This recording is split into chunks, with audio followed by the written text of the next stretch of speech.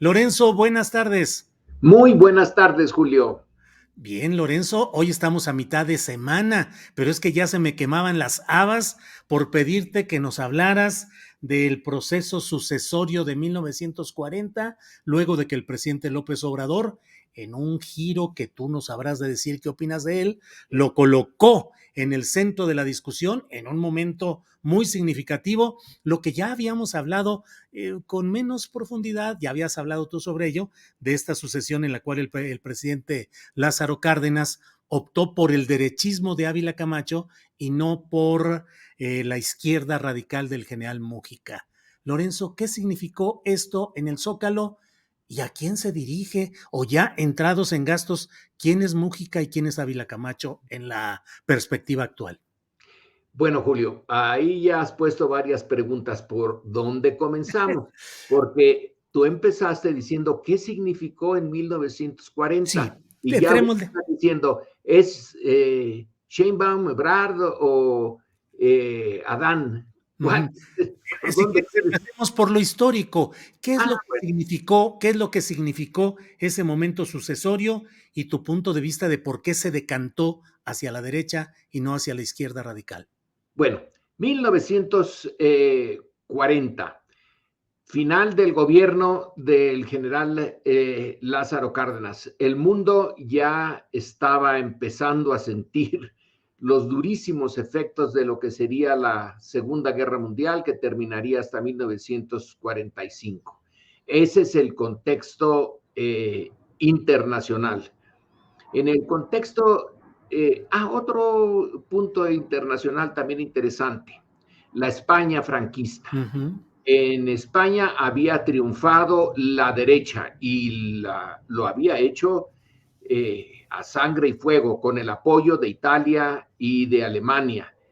Y del otro lado, la España republicana tenía el apoyo de Rusia, de las brigadas internacionales y de México, aunque la importancia del apoyo mexicano pues fue mucho menor. Pero en fin, ya estaba el conflicto bien definido. En realidad se trata de la continuación, a mi juicio, de la Primera Guerra Mundial, que Uh tuvo -huh. una pausa cuando en 18 se rindió Alemania, pero porque los términos de su rendición fueron terribles para los alemanes, entonces lo volvió a tomar en cuanto pudo. Uh -huh. En esas condiciones, la sucesión presidencial en México, bueno, no es que la oposición tuviera una gran posibilidad, pero sí se gestó. No había un partido de larga duración que pudiera presentar un candidato diferente al que presentara el Partido de la Revolución Mexicana. No iba a ser por la vía electoral como se decidieran las cosas, y eso lo sabían todos. Eh, pero la posibilidad de que el amigo, el consejero, el paisano del presidente Lázaro Cárdenas, que era el general Mújica, fuera pues presentado como el candidato del partido del gobierno y luego como presidente, sí realmente generó una reacción dentro de los propios grupos políticos que estaban cercanos al gobierno. Hay que recordar que el candidato de esa corriente era el general Juan Andreu Almazán, Uh -huh. un general muy, pues con una carrera un tanto sorprendente, porque era estudiante de medicina, luego fue maderista, pero después fue huertista, o sea, se unió a los asesinos de Madero, y muy pocos de los que habían estado con Huerta se mantuvieron en la vida pública. Almazán fue uno de ellos.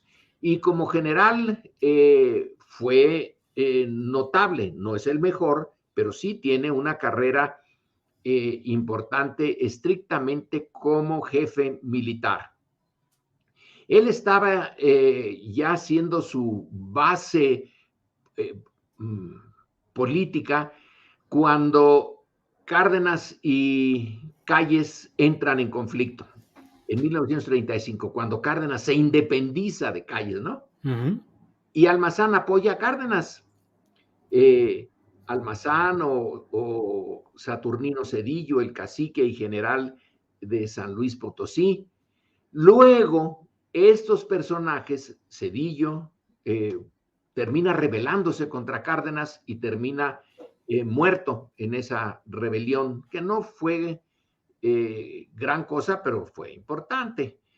Y Almazán, que apoyó a Cárdenas no porque fuera cardenista ni nada por el estilo, sino porque en el juego propio de la política de ese momento le convino.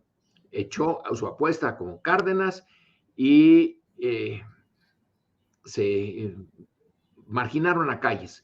Pero con el paso del tiempo, pues la política cardenista se fue a la izquierda y Almazán no. Ujú. Almazán tenía su base de apoyo en el norte, particularmente en Monterrey, donde había rehecho, por así decirlo, las instalaciones militares y tenía una base militar y una base social y sobre todo empresarial de apoyo. Se fue haciendo notoria la ruptura y ya para 39, 40, después de la expropiación petrolera, era clara esa ruptura. Almazán buscó un tanto el apoyo de Estados Unidos desde la derecha, pero Estados Unidos no le hizo ningún caso porque en el proyecto norteamericano la victoria de Franco no era nada bienvenida y Almazán podía ser el Franco mexicano, Ujú. así que lo marginaron, pero el apoyo interno, que eso es lo que Andrés Manuel estuvo subrayando el sábado pasado, que no fueron los norteamericanos los que apoyaron un movimiento en contra de Cárdenas por razones del petróleo o cosas parecidas, sino que fue un movimiento realmente interno, eh, que no le tenían mucha fe a las elecciones, bueno, eso es obvio. Yo me encontré en los archivos de Alcalá de Henares, cuando estaba yo haciendo mi investigación sobre la relación México-España, unos documentos del agregado militar español en Washington que viajó a San Diego para entrevistarse con el general Calles que estaba exiliado allá.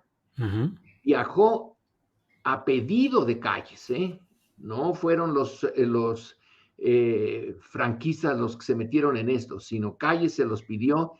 Y el punto que encontré que para qué se quería eso era para pedir una ayuda de alrededor de $50,000 para pagar un cargamento de armas en California, en la California norteamericana, que iba a ser introducido a Chihuahua para apoyar el levantamiento de Almazán. Ujú. Recordemos que hubo ciertos movimientos armados en Chihuahua, no importantes, pero sí hubo. Entonces, al final España no le dio el dinero, entre otras cosas, porque no lo tenían. La Ujú. España franquista estaba recién salida de la guerra civil, tenía muchos problemas económicos y aunque simpatizaba con Almazán y con Calles, en esa, no antes, antes Calles había apoyado a la República, pero ya a Ujú. estas alturas sí andaba muy cercano a la posición de Franco.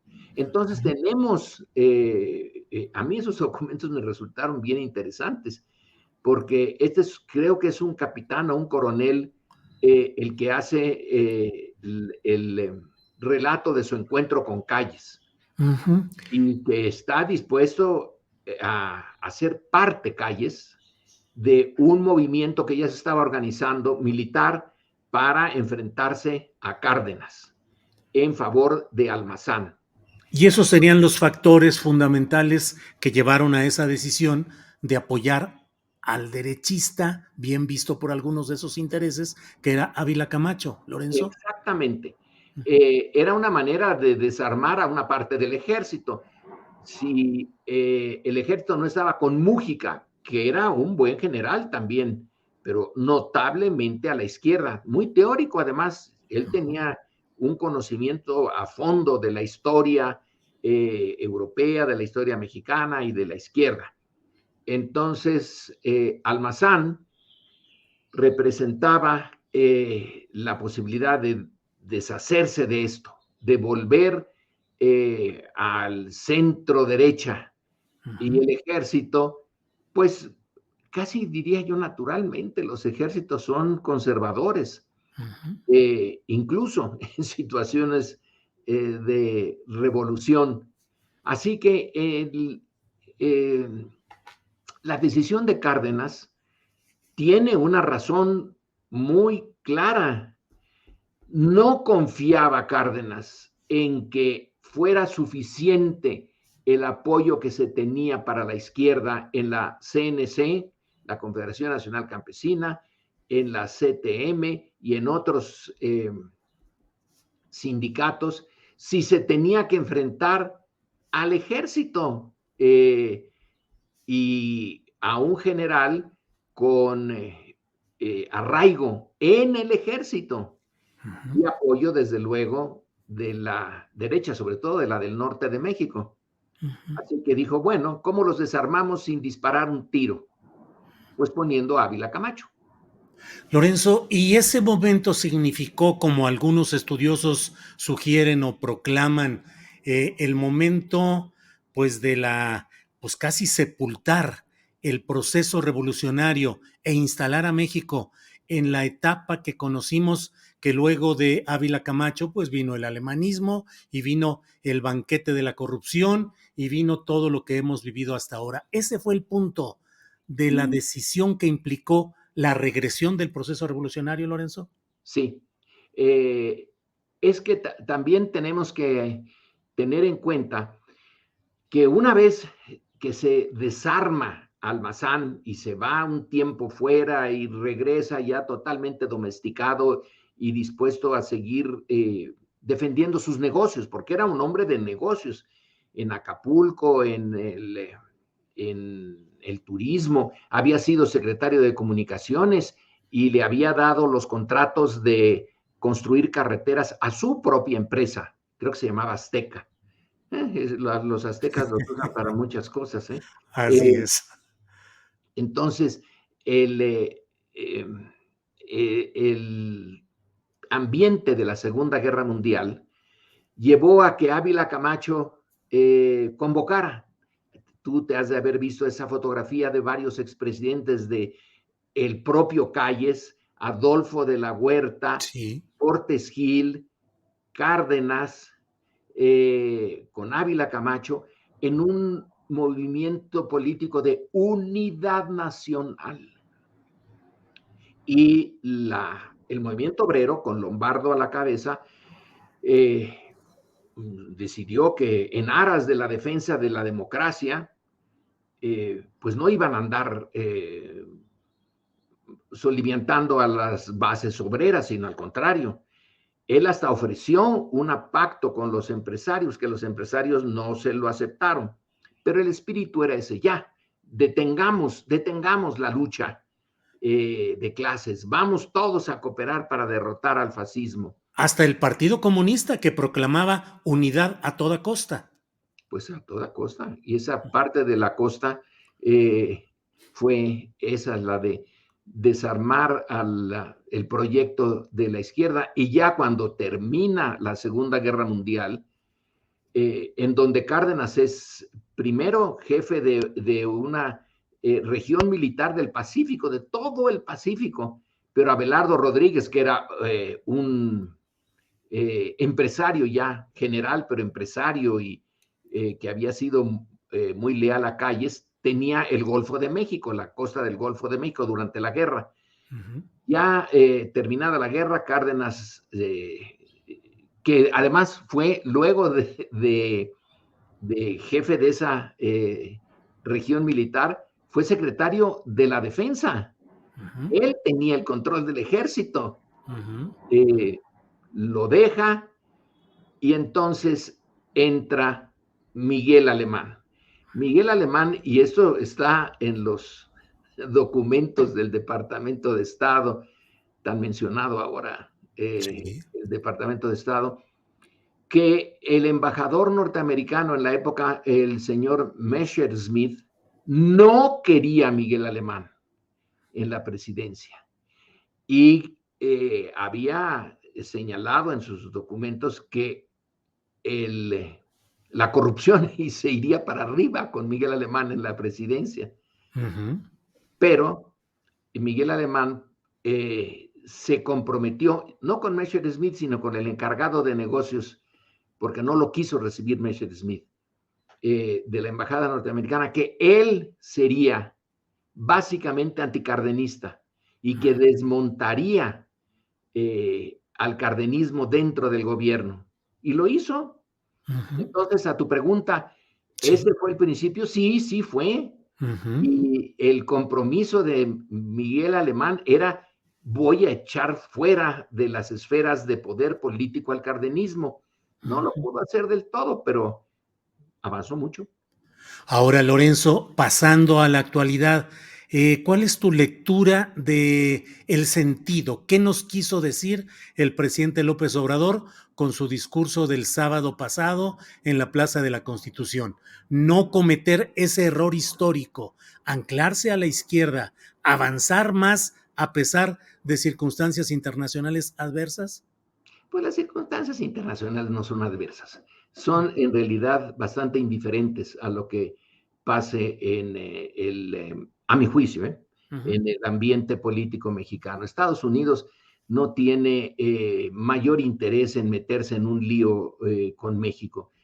El TEMEC, el Tratado de Libre Comercio con Estados Unidos y Canadá, pero con Estados Unidos básicamente, es ya un hecho, es ya una estructura férrea que pone a México dentro de la economía norteamericana y dentro del proyecto nacional norteamericano.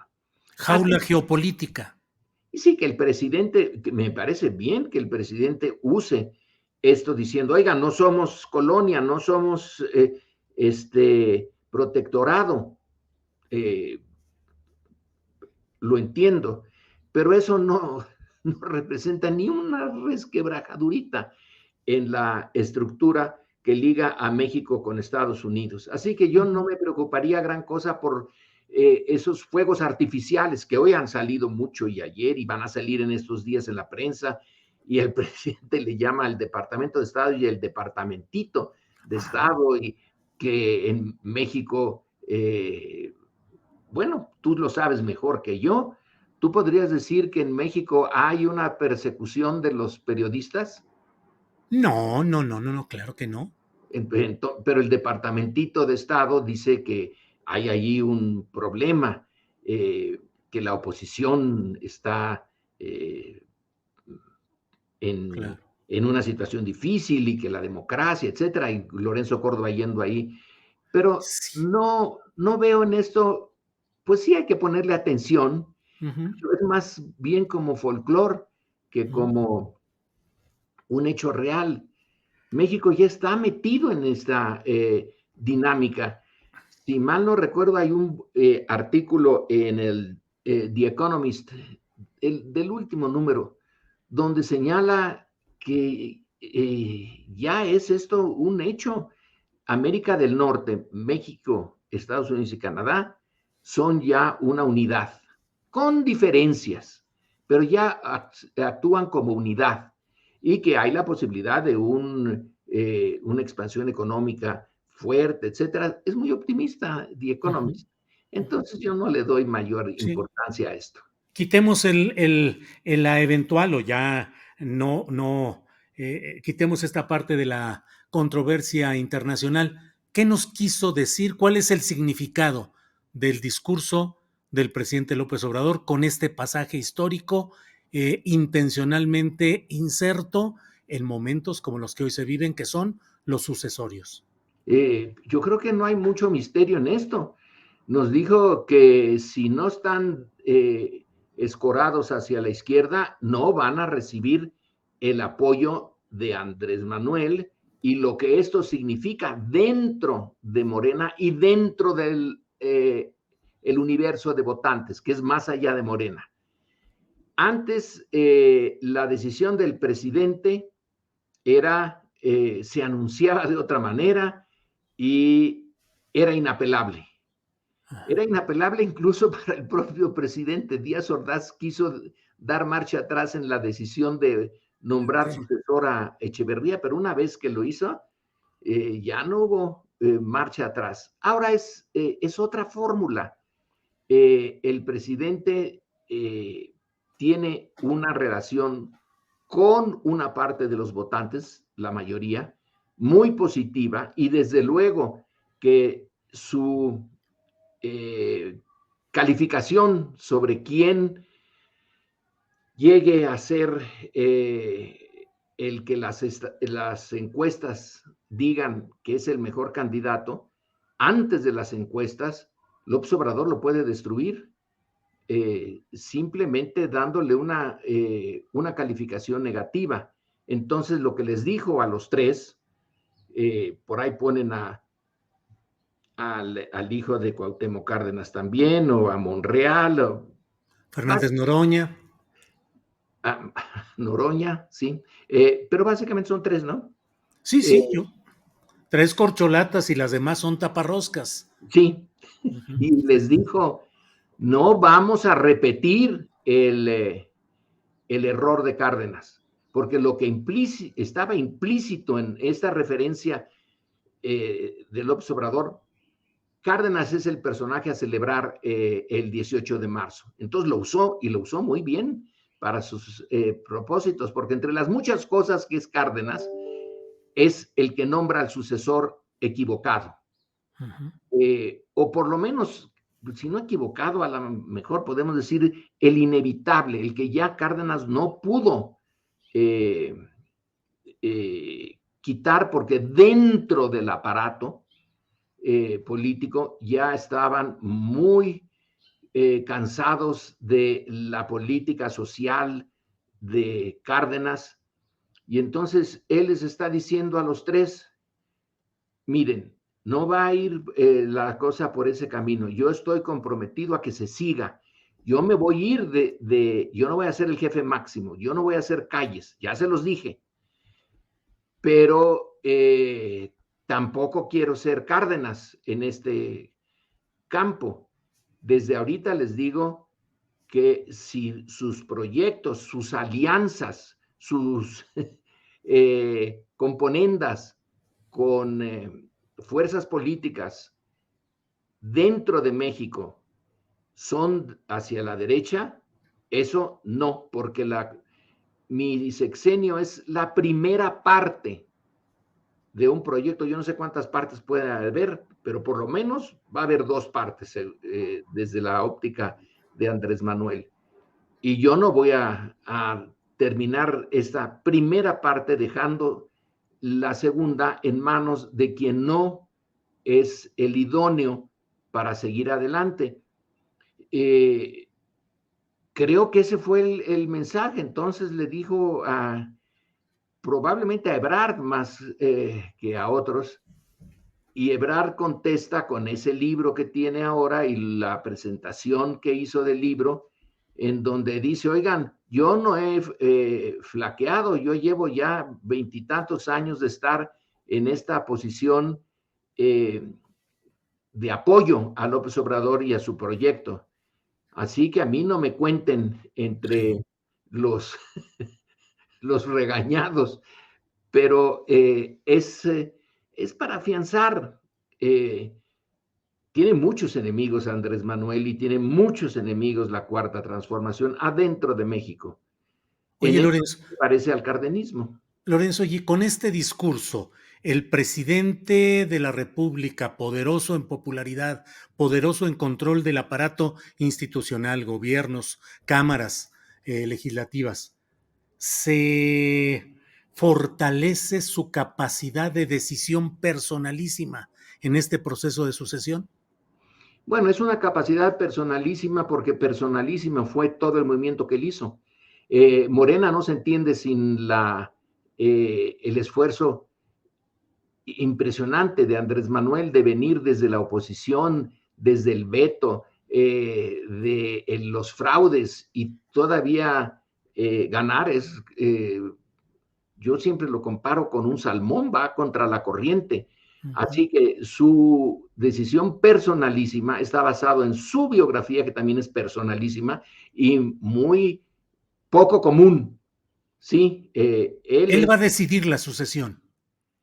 él la va a decidir en la medida en que ha forjado una relación muy directa con la base social. Yo no estoy tan seguro como tú dices de que controle el gobierno. Controla una parte. Yo ya lo del el poder legislativo y las cámaras ya tengo mis dudas. Desde luego que el poder judicial ni de chiste.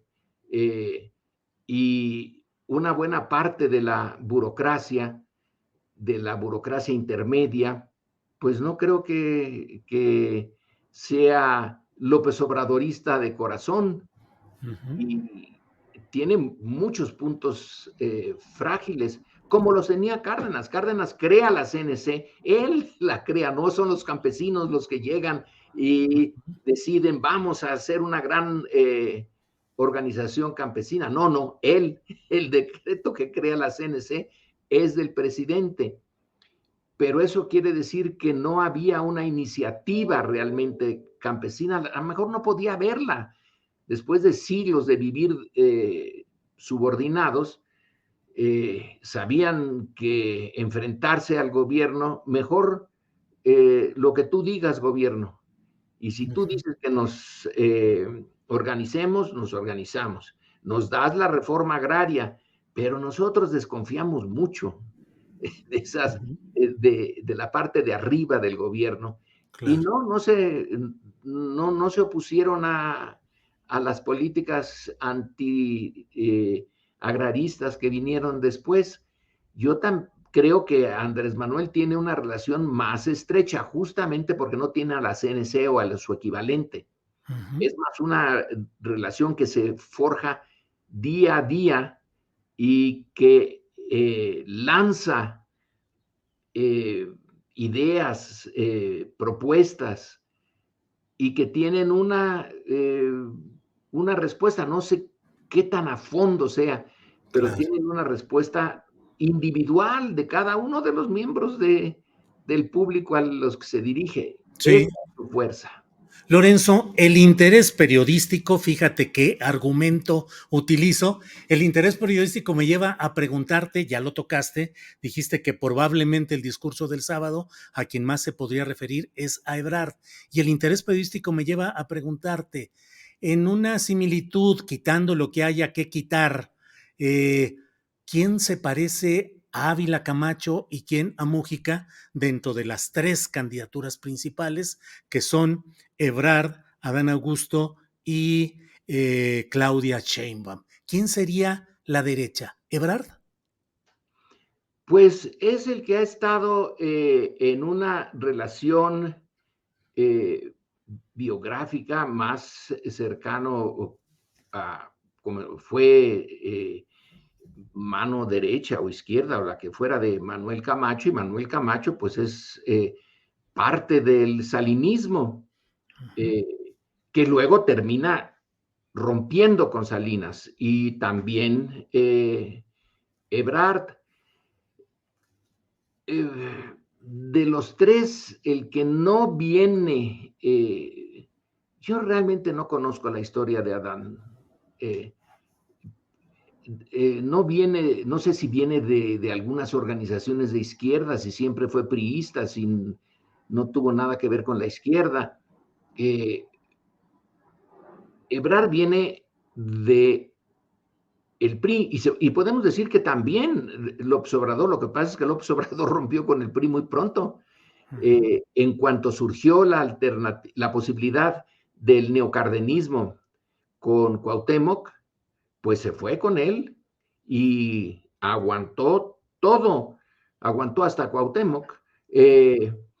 Y sí persistió. Ahora, Ebrard dice, yo también lo hice, el equivalente, o bueno, no el equivalente, pero algo por esa dirección, cuando rompo con el PRI, cuando me voy acercando a López Obrador, cuando facilito algunos de los pasos de López Obrador, porque no hago el partido de centro que por algún tiempo se pensó posible, y doy mi consentimiento y acepto apoyar a Andrés Manuel, eh, eso lo coloca en una situación en que puede ser, puede ser el continuador de la 4T.